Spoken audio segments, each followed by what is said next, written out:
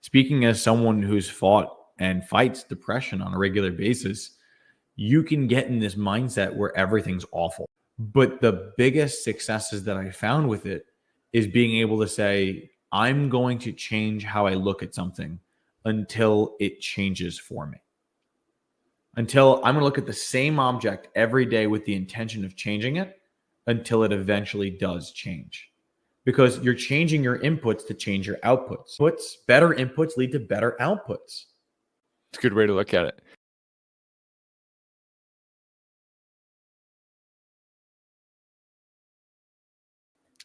Hello, and welcome back to another episode of Electricpreneur Secrets, episode 197, How to Take Control Back of What is the big question today, Joe. I'm your host, Clay Newmeyer, also known as the Pleasant Peasant from up north of the border up here in Canada. So polite, I'll hold the door open and thank you for walking through. Joining me, as always, my esteemed co-host, Joseph the Salesbot Lucani. Joe, how are you doing this fine Friday? Man, Fridays are always fun. It's one of those things where I love the classes that we do on Fridays. I love the engagement we get.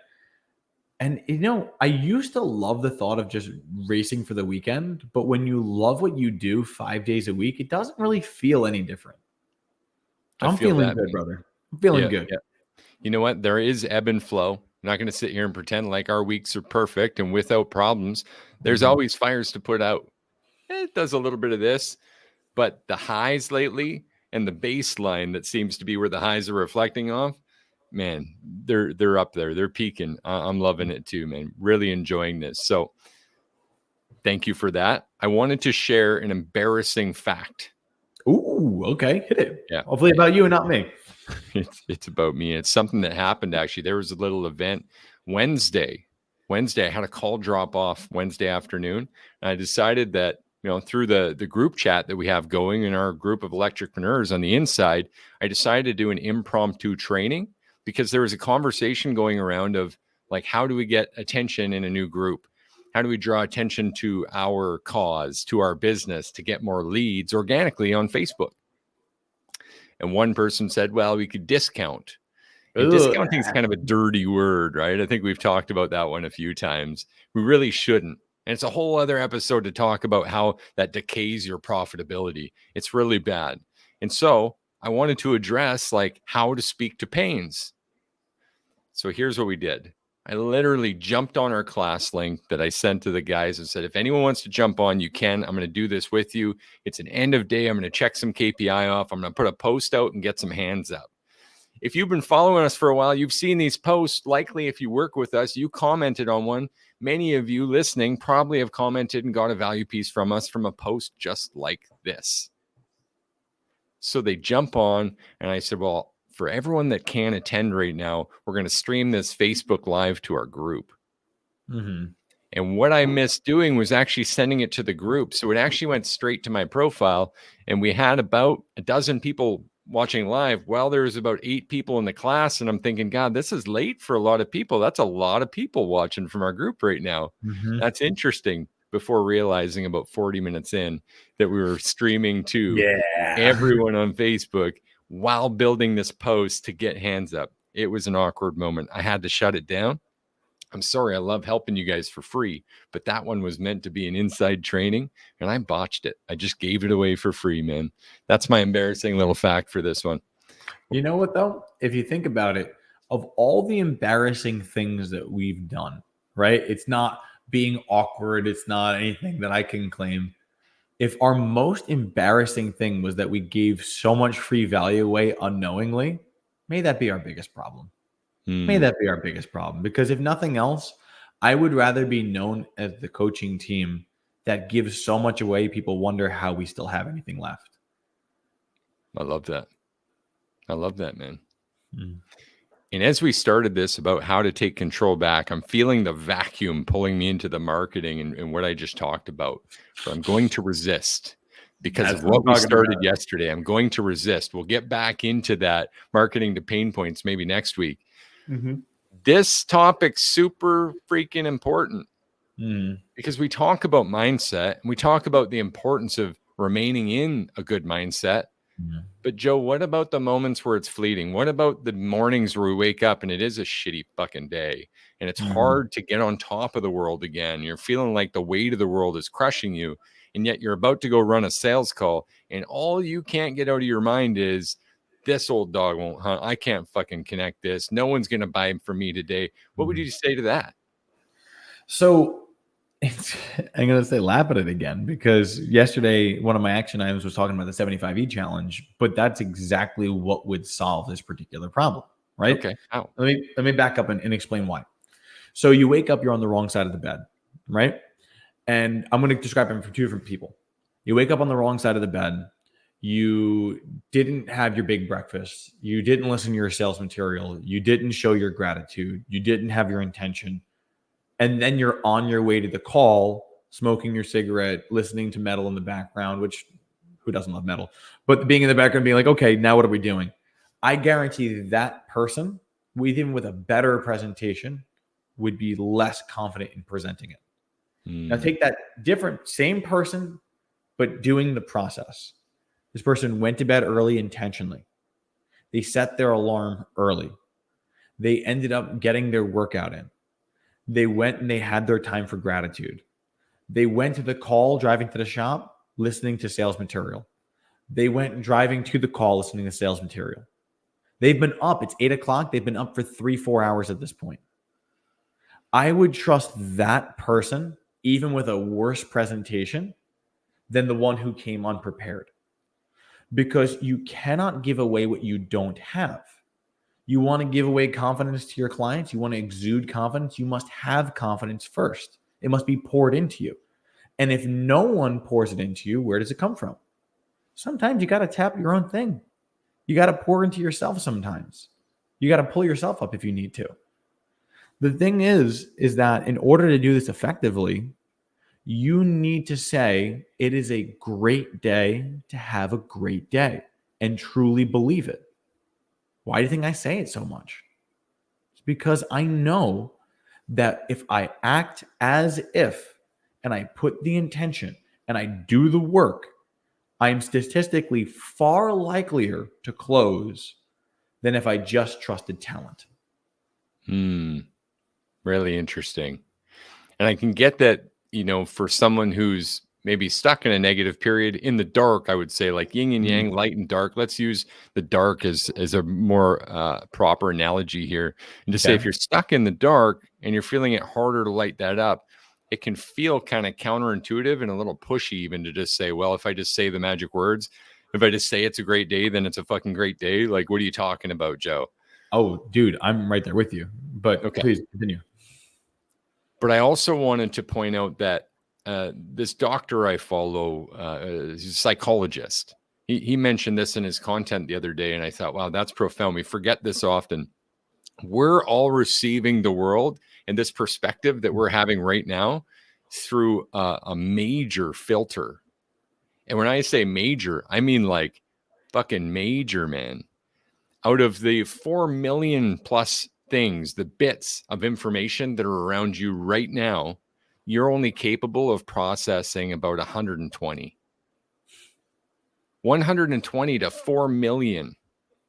That ratio is not really in your favor. What that means is that your program that you're running naturally, the autopilot, is deleting and filtering different bits of information and running them through a lens of just how you see the world and how you're feeling right now. Exactly. That points some stuff out, right? It really does. It really does. Like speaking as someone who's fought and fights depression on a regular basis, you can get in this mindset where everything's awful. And I found that it's like, yeah, you could medicate, you can do things, you can like, yeah, there's always something to do. But the biggest successes that I found with it is being able to say, I'm going to change how I look at something until it changes for me. Until I'm going to look at the same object every day with the intention of changing it until it eventually does change. Because you're changing your inputs to change your outputs. Not everyone goes to a PLC cabinet and just says, I'm going to turn it off and turn it back on. It's like, no, we're going to get the ladder logic out. We're going to figure this thing out. Better inputs lead to better outputs. We just need to remember that. It's a good way to look at it. I would also add that we experience the world through multiple senses, right? There's really VACOG is sort of an acronym, but your visual, auditory, and kinesthetic would be your first and foremost, and then your smell and your taste would be after that. Now, not often do we relate things to taste, but have you ever had a smell, Joe, in your life where maybe you went back to some place where maybe you grew up as a child and you Yeah. smelt something and immediately you were like, holy cow, I remember running up this hill with a cape on, pretending I was Superman just 30 years ago. So I actually have, one of my gifts is that I have the ability of remembering and recalling smells. So like I can close my eyes and remember going to my I can visually close my eyes, put myself in my grandpa's house, open the drawers, smell the oak wood, as well as all the old smell of clothes inside of it. And I can remember that smell and it goes right back into it. I love that you used that metaphor right there, because the home that we live in, we actually we're renting in this area where I'm living right now. Real estate's out of control and I don't trust it. We're renting currently. When we walked into this house, it was right after my grandfather passed, and it smelt like his house. Wow. And, supporting our point here today too, I don't notice the smell every moment of every day because I'm in the house. But if we leave for a few hours, if we go to someone else's house and come back, I always smell it for that little bit. And that's important here. Our exposure to something full time or for a long period of time then removes our ability to recognize it. Grandpa, in essence, is still here, but I'm not able to pay attention to it until I call attention to it. What does that say about your moods? What does that say about how you're viewing your current situation if, like we said, you woke up on the wrong side of the bed? Honestly, that's one of the reasons why we focus so much on the gratitude, because I've woken up on the wrong side of bed many a day. You have a bad night, the girls keep you awake, the baby's crying, like you get it. Like things are going to happen. You're going to have a rough morning. But unless you call attention to what you want to find, you won't find it. I want to be a person who exudes peace and gratitude. I cannot be that person unless I immerse it. And if I don't have someone to immerse in, I must become that person. That's how you get out of your funk. It's easy to say act as if. I get that. I acknowledge that some of you guys that are listening to this are like, well, that won't work for me because it's not as easy. You don't understand my situation. I'm telling you, from all the experiences I've had in my life, all the things I've done, I know for a fact that it's the inputs that need to be changed. It's not the bottle that you have. It's not the financial situation you're running through. It's, can you change how you're willing to look at a situation until that situation can become something you want better? Can you find the good in that moment? Yeah. And you were speaking to like that peacefulness and that bliss. And I want to relate this back to these 5 senses again. I've got a bit of a challenge for you. You guys could consider this one of the big action items for today. Think back with us for a moment. Think back to a moment where you made, to be relevant here, a couple of big sales. I'm with you. What was the feeling after that? You had a good day. You made a couple of sales. Our client won just this week, Monday, had a 13K day. The next day started with another 6K sale. I want to say good start to the week. He's feeling good. We say, Juan, how you feeling? He says, confident, baby. It's so easy when you're this confident. You ever feel that way, Joe? I do. And I have a specific story that I can tell that would help lend to that. Okay. I just don't want to lose track of where I'm going with this. But go ahead. Go with it then. Okay. There's sensory involved in confidence. What we describe as confident is just how we've summarized a feeling of multiple sensories to this glow that we have. But if you think about that, I can picture Juan in this case. The sun was probably shining, probably a smile ear to ear. He's looking out the window, driving down the road to the next call, thinking nothing can touch me. Today's a great day and no one can take that from me. there were smells attached to that. There was a feeling, a kinesthetic feeling. There's things he saw. Maybe it was the weather. Maybe it's that area, that neighborhood. All of that is stored information that you can access again at a later time. That's the point I wanted to make. Do you still have your bit there, Joe? Do you want to tie into it? So I can tell you the first generator I ever sold. And I can tell you everything that happened sensory wise driving home, because it's become a core memory. Super useful. Was the top sale. He ended up, at the time, I put together options. And I remember it was one of those times where I'm like, I'm going to run this play and I'm going to figure this out. It was an $11,360 sale. I remember that to the deal because I remember everything that went into it. We were standing on his back porch. His porch was tan Trex. I remember the feeling underneath it because I took my boots off and we had our just socks. I remember the feeling of the heat on my socks. I remember he had a very particular cologne. As we were shaking his hands, I remember his hand felt particularly smooth for a retired person. And I remember going through, and I remember leaving and having the sun on the back of my neck. I remember getting into the van and grabbing the steering wheel and clenching it, being so happy. And I can remember the sound of the steering wheel as I was crunching it back and forth. I remember the sound of my van as I was driving. I remember the bumps leaving his property. There are certain memories that stay with us. And the reason why I've kept that memory, because I remember I didn't think I could do it. At the time, remember, I was a shitty salesperson. This was my first top option sale I had ever gotten in my entire life. It's my first platinum ever, and it happened to be my first generator sale ever. Can I call attention to something? Yeah. Celebrating that moment happened because it all led to this. These small little inputs and outputs daily amount to bigger outputs. This is incredible. So thank you for sharing that with us. If you're watching this live on Facebook, with us on YouTube, maybe you're watching the video, then what you just witnessed is Joe tell a story where he literally was smiling ear to ear the entire time. So we've actually just physically proven the attachment to the sensory, to the feeling. And so we've also physically proven that you can take control back just on the show with what just happened. That was not rehearsed. We always show up and just speak. I haven't seen Joe smile that much for that long. Well, you know what I mean? Like, you couldn't make that up, and you can do the same. You might not be feeling willing to do that in a moment, but just knowing you can take control back is the beginning of this superpower. By being able to tap into those moments, that's a meditative state.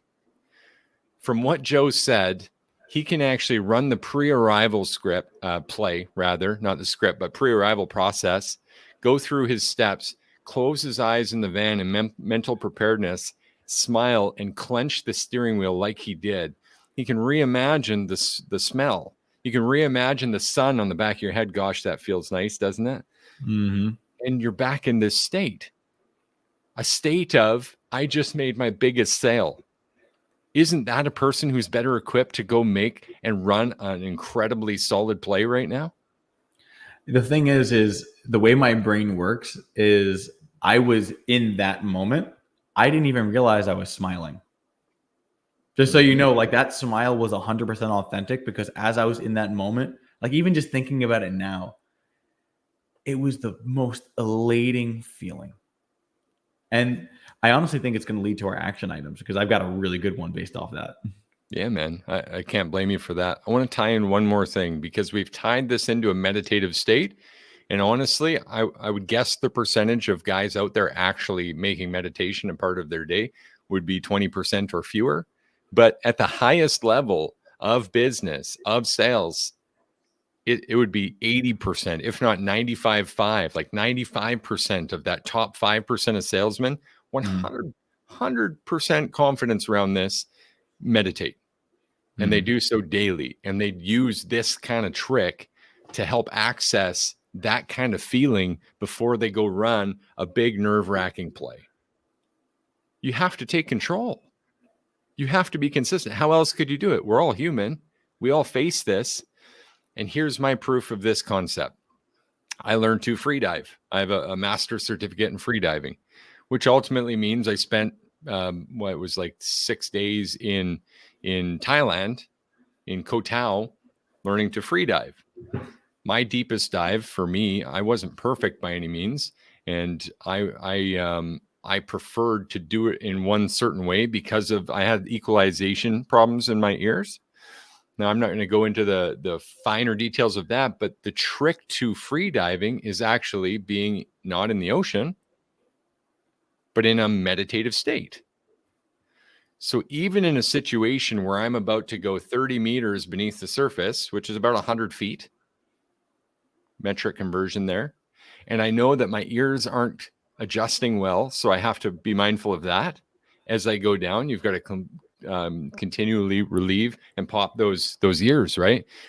And what I've got playing in my head, though, is not free diving. It's a moment that's similar to me, which is one of my proud moments of my life that just came up. I shared it on my story this week because it's been 11 years. And it's this little video, Joe. Little video clip I took of my daughter when she was 3. And she's just this little bundle of joy at that point, like complete ray of sunshine. And I shit you not, I cannot watch this video. I'll probably prove it here in a second. I can't watch that video without tearing up. And all it is, the sun's shining. It starts with her hanging off the plastic Dodge Ram door handle. And I'm like, hey, that's not for hanging. What are you doing? She pops off and a crow, caws. And she spins quick and the sun's in her hair and the wind. And she, and I said, what was that? She goes, a bird. I said, really? Where is it? And then she sneezes and I went, oh, bless you. Mm. And she says, I don't know. I heard it though. And look, I'm literally waterworks. Yeah. I can put myself in this moment. And that's what I would do in free diving. Again, I would have to take control. And the next thing you know, I found myself 100 feet below the surface. And I open my eyes and it's dark. And I look up and there's a rope beside me. And there's light. And due to negative buoyancy, you got to work a bit hard to get up. And at some point, the buoyancy shifts and you're like Rocket Man, like you're on the moon and you're just floating. And at the same time, you're panicking a little because it's a minute and a half underwater now. Mm-hmm. You get to the surface, you take a deep breath and you go, wow. That's the power of taking mental control. That's the power of meditation. You can do incredible things if you learn this little hack. Please, Joe, help us with that action item. So the action item I had is that you set it up perfectly, is that every one of us, no matter how dark you feel your life is, has a bright spot in your mind. Every one of us has a bright spot. For me, I remember my daughter being born. I remember both my daughters being born. But I remember when my first daughter was born, I remember that's the day I became a dad, and that's the day my life turned around. And my all-star action for you guys is that I want you to not only just identify it, but I want you to actively and consciously try to access that memory. To the extent of try to literally imagine you putting yourself back into your shoes and look around in that memory. The reason why I say look around in that memory is because we actually have stored so much peripheral data that your brain is filtering out. But the more you remember that peripheral data, the realer the memory becomes, the easier it is to access. So my question for you and my challenge for all of you is, 1, grab your memory. 2, can you tell me something you see, something you smell? You may not be able to taste anything. Okay, fine. But can you feel something? Is the sun out? What's the weather? What are you wearing right now? How does it feeling? What is around you? What are you hearing? What are you looking at? If you can do those things, that memory becomes closer and closer to the surface. Similar how Clay's talking about negative pressure. Right now, that memory is deep. The depression's keeping it down. It's got to fight to get up. But once it gets up, the negative buoyancy will release and it will come constantly to the top and it will want to float up. And I encourage you to help it float. Whew. We went deep here today, pun intended, Joe. I can say this with confidence. If you mastered this one thing, if you knew how to take control, if you learned that from us today and began, even the pursuit of greater knowledge and understanding of this one thing so that you could control your outputs and eventually make them your inputs so that you can have and make every day a great day, then that would be life-changing, wouldn't it? You know what? It is a great day to have a great day. Don't you think? It is, man. This has been another episode and another week of Electripreneur Secrets, the Electrician's podcast, where we show up with you 5 days each week to help you master your sales, simplify your pricing, and master your mindset, apparently, today. We'll see you guys again next week. Thanks, Joe. Talk to you soon. Namaskaram.